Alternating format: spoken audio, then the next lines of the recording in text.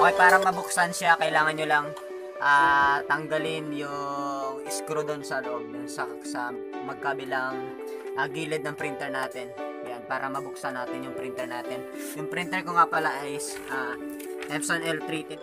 Para mabuksan natin, tuning na natin. So para pag nakuha na natin yung screw, yung dalawang screw, saka natin siya itataas. Tapos pagkataas natin, ingatan natin kasi meron yung mga wiring sa kailangan muna natin tanggalin bago natin iangat. Kasi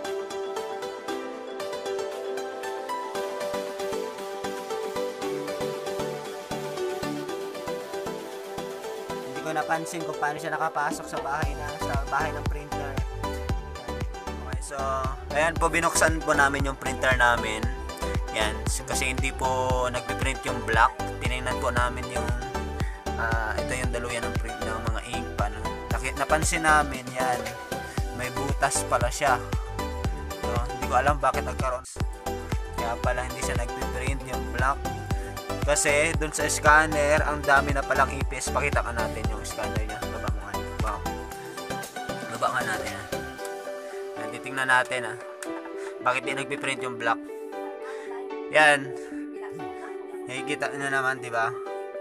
Ang daming mga itlog ng ipis dyan loob. Wala lang dito yung may-ari, yan, ang dami nila. So para mabalik yung nagpiprint ulit yung black, kailangan muna tanggalin yung ipis. Yan, so tatanggalin natin sa dito sa scanner.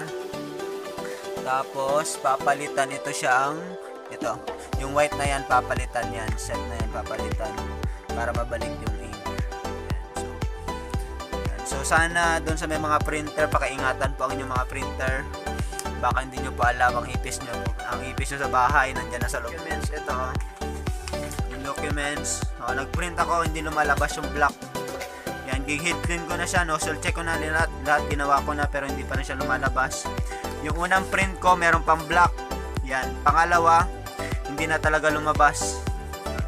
Nung binuksan ko, yun na ang surprise sa akin. Yan. Bago pa lang printer na ito, mag 1 year pa lang. Yan, so may butas, nakikita nyo naman. Yan. So yun lang.